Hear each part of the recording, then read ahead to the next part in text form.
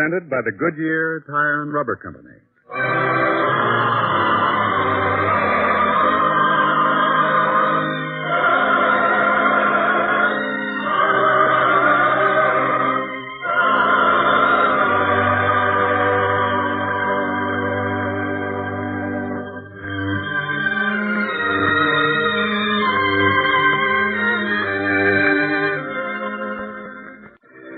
Tonight we present Call Not Any Man a Fool, a drama of human understanding of others, based on a teaching from the greatest life ever lived. Our scene is the town of Bethel in Judea, where in one house a man waits for his son. After looking through the doorway again, he turns to his wife. Rachel. Please, Samson, I know what you're going to say. And if you do, does that deprive me of the right to have my say in this household? Samson, after all, he's only a boy. It's when they're boys that their lives are shaped and formed. Of course. Well, will you tell me that I'm trying to do the boy harm? Do I try to teach him bad habits? Well, can't you be gentle with him? Gentle? How long can I indulge him in his foolish ways? The boy is not foolish. I have to say it, Rachel. Our son is a great disappointment to me. Oh, no, Samson. I never thought I'd hear it. I know it's not a nice thing to say, but I had such plans for the boy. When he was born, I used to imagine what it would be like. The boy and I, good friends, proud of each other. The boy loves you, Samson. Maybe, but I want a son I can be proud of. A son that other people would envy us for. The boy will grow. He'll learn. Besides, there's something about him. There certainly is. While the other boys are out playing games, displaying their strength, he roams the hills collecting stones and flowers and all sorts of things. He has natural curiosity. Well, he'll learn to have some curiosity about the things I want him to do. And when he... There you are. Yes, Father? Well, out with it. Where have you been? It's almost dark. Yes, sir. Well, my dear, did you hear the brilliant answer my son gave me? He quite agrees with me that it's dark. We're making progress. Come here. Samson. Now then, where were you till this hour? Out. Playing games with the other boys, perhaps? Learning to hurl a spear or run swiftly? Well? No, sir. I know that, because I saw the other boys at play. Do you know that Andrew can hurl a spear almost as far as I could when I was a boy? Yes. I was the best in all Bethel in my youth. But you, can you even hurl one correctly? No. And why? Because you don't try. And in the evening when all the men gather and they talk about their sons, what do I have to say? Nothing. Absolutely nothing. I have to say it, son. I'm disappointed in you. Father, I tried. Samson, leave the boy alone. That's what I mean. How can I make an impression on the boy's mind when you're always coming between us? Rachel, we have a man-child, a great honor. A very fortunate thing in view of the fact that you've... Samson, please. I'm sorry. Go to your room, Philip. Yes, sir. I'm sorry, Rachel. I'd rather have cut out my tongue than said anything like that. I know how you risked your life to have the child. Please, Samson, anything. I could stand anything. Only never reproach me for that. I'm sorry, more sorry than I can tell you. But it's because he's our only child that I want so much for him to be everything I dreamed. Well, then if you feel that way, try with the boy. Be kinder to him. Spend more time with him. I'll do it. But honestly, Rachel, I have no faith in our son. No faith. He's a fool. A fool. But I'll try.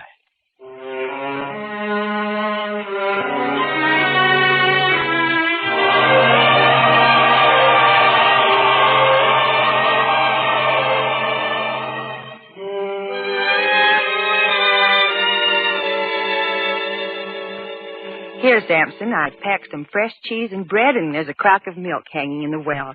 Everything, Samson, for you and your son to have a fine day together. Thanks. I'll give the boy every chance to prove himself. I promise you that. Good. And I'm taking his spear along. At first, I'll pretend I'm using it only as a walking staff. But when we get far away from town, I'm going to show him how to hurl it. And we'll practice and practice until he's as good as the other boys. You'll see. Oh, I hope he pleases you. Me? What about him? I'm doing this for his sake, too, you know. Of course. Now, take the food and don't forget the crock in the well. And, Samson, I pray you two will return better friends.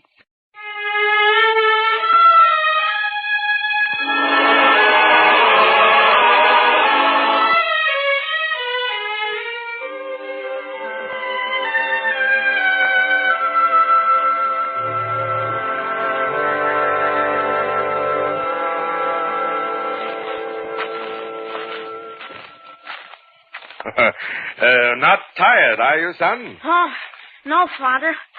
I could walk all day like this with you. Well, I must confess I'm getting a little hungry. How about you? Well, I've been hungry for quite a while. I thought if you could wait, so could I. Then there's no need to wait any longer. We'll stop here. We'll have that fine meal your mother prepared for us. This is a good place, right here. Here, Father? Shall we sit here? If you like. And let me open the napkin with the bread and cheese. Here we are. Go on, Philip. Help yourself. Thank you, sir. Meanwhile, I'll take the cover off the milk rack. There we are. Drink. Yes, Father. Of course, after we've eaten, I think we ought to rest a while. If you think it's best. Yes, and as long as we have the spear with us, why, maybe we'll be able to practice hurling it. What do you say? Hurling the spear? Father, I don't do that very well. You might be disappointed in me again. If you don't do it well at first, we'll practice for a while. All right, huh? But Yes, Father. We'll practice.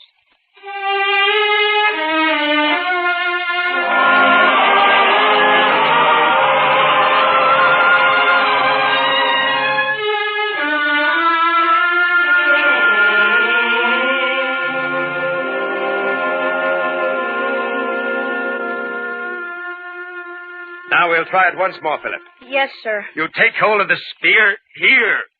You see? Yes, sir.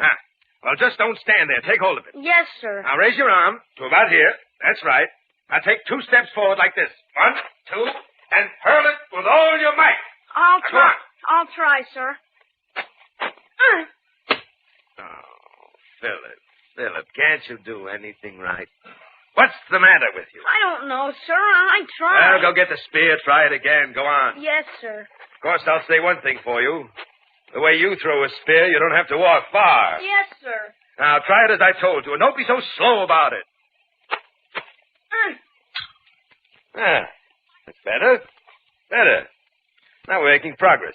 Now, try it again, and this time, throw your whole body forward as you do it. Get every muscle into it. Yes, sir. Well, the spear, it's broken. Couldn't have. I can tell by the way it sounded when it struck. The shaft is perfectly sound. Well, I know, but the point's been blunted. It struck a rock. We can still get on with our practice. Well, I'd rather not practice anymore. You mean you're tired already? Well, it's not that I'm tired, but this rock the spear struck, it's so unusual. Rock's a rock. There's nothing unusual about any of them. Some are bigger, some are smaller, that's all. Oh, no, sir. Look, the coloring of it, and how smooth it is. So different from the others you find around here. What did you say? This rock is different, just as there are different flowers and different kinds of insects. Why should this rock be smooth when others are jagged?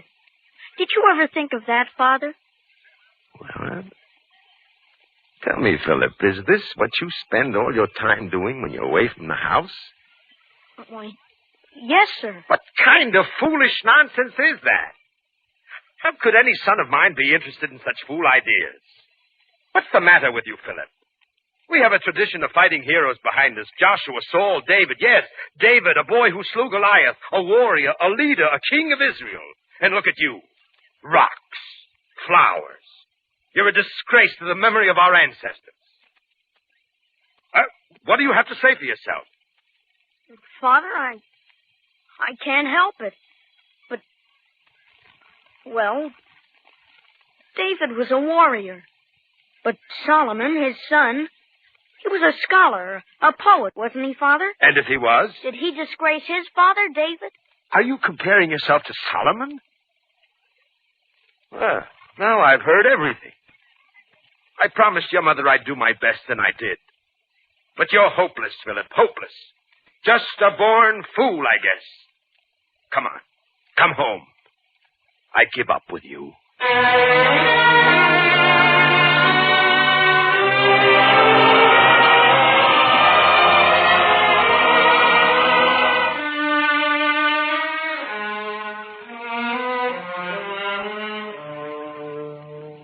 Well, where is he now? Please, Samson, you've frightened him enough. Frightened him? He's a boy. He shouldn't be frightened of anything.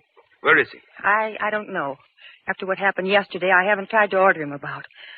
Samson, did you call the boy a fool? Well, I had to make an impression on that stubborn mind of his. You shouldn't have done it. And why not? If I can't convince him, I'll try to goad him into doing the right thing. Maybe if the boy gets angry enough, he'll become determined to do what I want. He's frightened. He doesn't know how to become angry. But he knows how to confuse me with his strange manner and his talk. Comparing himself to Solomon. Did he tell you about that? Well, he's like other boys, and that's just the way I'll treat him. He's not to be punished, Samson. I suppose we'll give him another chance, and another, and he'll never learn. No, he's had his last chance. Last chance. Wait. Samson. What is it, Rachel? This morning when I talked to him, I said you'd give him another chance. But he didn't seem to believe me. He didn't. Samson. Rachel. No, he wouldn't do it. Well, he's never stayed away this late before, has he? He wouldn't. I'll find out. Where are you going? To his room to see. But you know he's not there. There's something else I want to find out. Rachel, please. What are you looking for, Rachel? Philip's stones and things. All the things he's collected. Well? They're gone. All gone. And he's gone too, Samson. Oh, my boy. Oh. Please, Rachel. I don't believe it. He's not the kind of boy who would run off. He isn't. And yet, he's gone. Gone.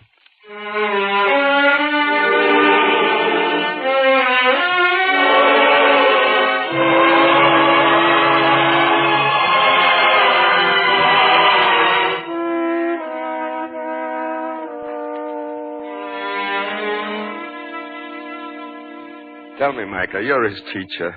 Where would my son have gone? And why? Samson, your boy's gone? What do you mean? Run off into the night somewhere. I don't know. Rachel's going from house to house searching for him. We can't find him. Oh, that's too bad. Such a fine lad. So smart. This is no time for idle flattery, Micah. No matter what the boy is, I must find him. After all, he's my son. What do you mean, Samson? I forgive the boy everything. Only I must find him. I must get him back. Oh, what is there to forgive? The lad's smart in school, and he has such ingenious ways of collecting knowledge. I tell you, I learn almost as much from him as he learns from me. What? Of course. He keeps all of us entertained with his little talks on rocks and flowers. I believe the other boys would rather listen to him than to me. Useless knowledge, all of it. There is no knowledge that is useless, Samson. It develops the boy's mind. I have no time to talk to you about it now, Micah. Do you or don't you know where the boy is? I'm sorry, I don't. But I hope you find him. I sincerely hope so.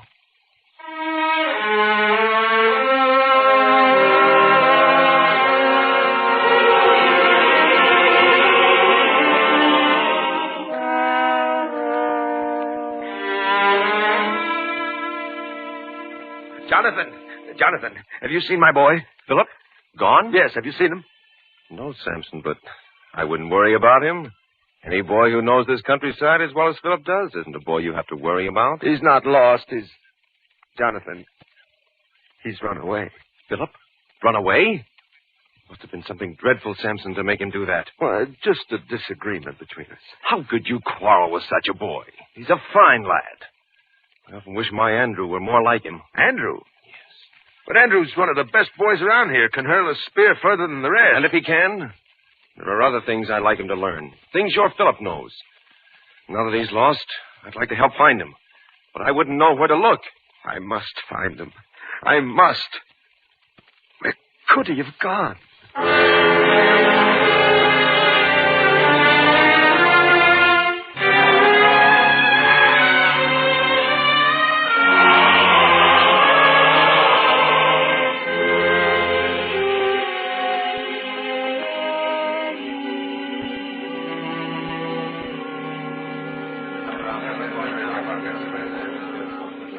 John, people are gathering again to hear the master. John, do you hear me? What, Peter? No, you didn't hear me. Something's on your mind, John. What is it? Over there. That boy. Well, he's come to hear the master. Is there anything wrong in that? It's the way the boy looks around him, as though he's afraid something or someone will catch up with him. There's a boy who's in trouble. Then it's our duty to help. Come. Son, is there anything we can... Oh. What do you want? We thought there was something we could do for you. Me? No. I'm all right. Of course you are. But maybe you could help us. Me? Help you? Yes. There's a boy somewhere around here, and he's alone and in some kind of trouble. And if we could help him, it would make John and me feel very much better. Now, if you've seen such a boy... A boy in trouble? Yes. Well, I guess you could say I'm in trouble. If you'd feel better helping someone, you could help me. Would you let us do that? Well, sure. Well, that's just fine. You come with us, son. And it's your good luck that we're just about to eat our midday meal. Isn't it, John?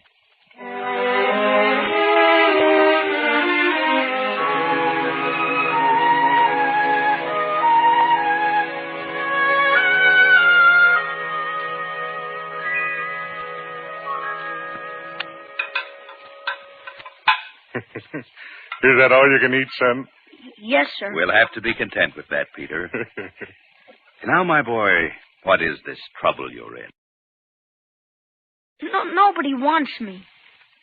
I see. Oh, that's too bad, son. You see, I can't hurl a spear. Is that so? And nobody wants you because of that? Well, maybe not nobody, but my father doesn't. Your father, huh? Yes, sir. You see, he thinks that all the rocks and flowers and things, that they don't count. They're not interesting or anything. But you think they are? Oh, yes, sir. I think they're interesting. But you'll laugh. No, we won't, son. Well, I think they're beautiful. Even as the Master does. For they're God's work. God's work. Yes, sir. I never thought of it that way, but it's true. It is. And the Master, he feels the same way I do. I don't know what to say. Perhaps you better not say anything more, son. You look tired. A little sleep might make you feel better if you haven't slept all night. To tell the truth, sir, I haven't. Then come along, son. Sleep is what you'll have.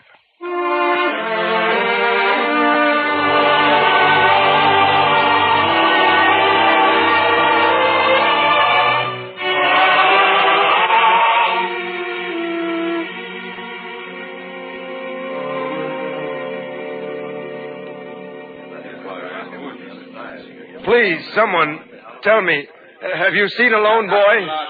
But I must find my son. Friend, there are others here who want to listen to the Master's words. Who are you? Have you seen a boy? A lost boy? My name is Peter. I'm one of the Master's followers. And as for having seen a boy, I've seen many. But this one was lost.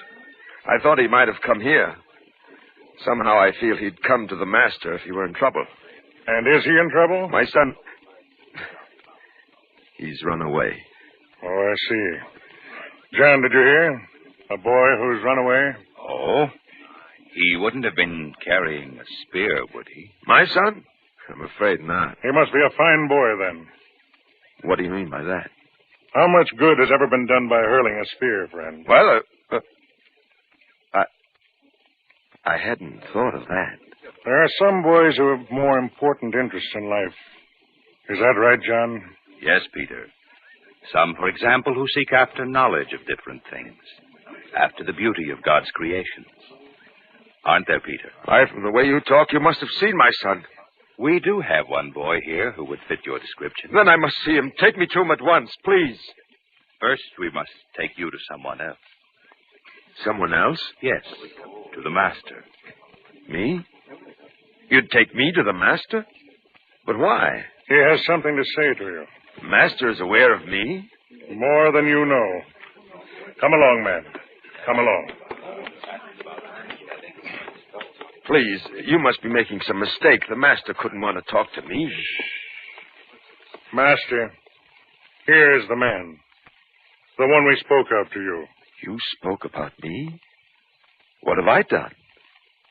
Why do you bring me here? To the master?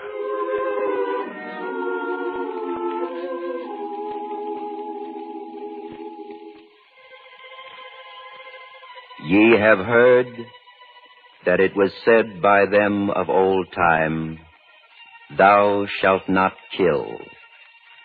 And whosoever shall kill shall be in danger of the judgment. But I say unto you, that whosoever is angry with his brother without a cause shall be in danger of the judgment.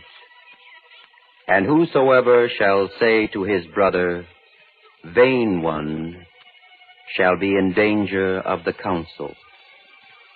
But whosoever shall say, Thou fool, shall be in danger of hell fire.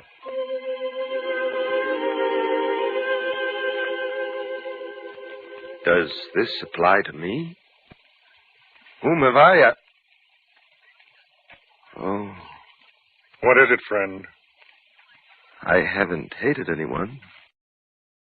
But I have called someone a fool. Now the master says it's a crime. Hellfire, the master said, for calling someone a fool. Why? Why? Because, though it's not one of those crimes punishable on earth, it's the kind of crime that cuts deepest and leaves the greatest wound. But if someone's wrong, if he does foolish Who's things, to say? What a man does in his enthusiasm may be wrong. But shall we rob him of his enthusiasm because we don't agree with him? How else is the world to go forward? How else is new thought to be born? Great men have been called fools. Even greater men will be called fools. And to do so can be the greatest crime of all, for it destroys people. Then I'm a criminal, John. And if the master wants to have me punished for the great wrong I've done my son, I'm ready to take my punishment. I can see in your face that you've been punished enough. You've punished yourself by driving your son from you. And now, Peter, shall we help this man find his son?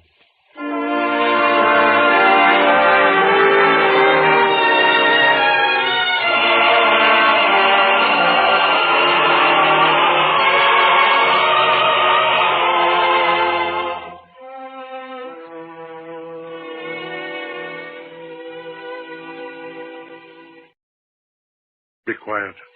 The boy is still sleeping. My son. My son. What's that he's clutching to his body? A collection of rocks and flowers and things he loves. He showed them all to us. I know. I taunted him about them. Son. Philip. What? Father, Philip, look at me. There's nothing to cry about now. I've found you. I'll take you back home. Home? Of course. Your mother and I, we want you. We need you. But all the things you said to me, I thought you didn't love me.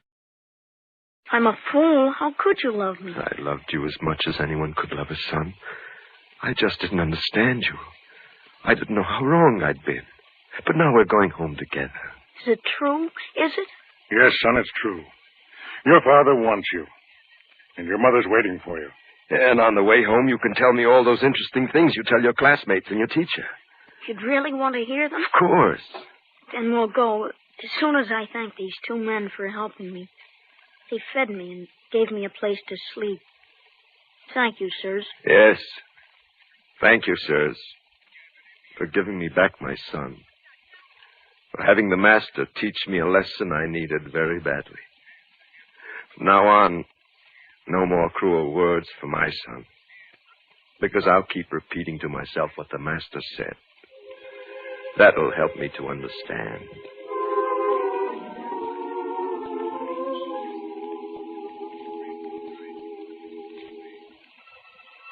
But I say unto you, that whosoever is angry with his brother without a cause shall be in danger of the judgment. And whosoever shall say to his brother, Vain one, shall be in danger of the council. But whosoever shall say, Thou fool, shall be in danger of hell fire.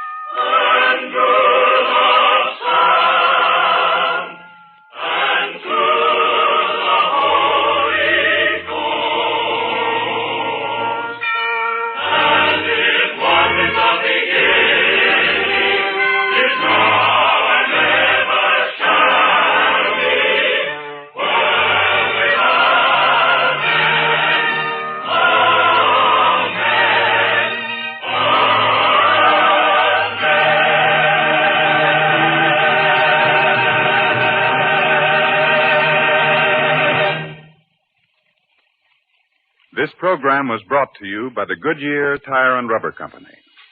Next week on this same network at this time, we'll present The Calling of Matthew, another episode in the greatest story ever told from the greatest life ever lived.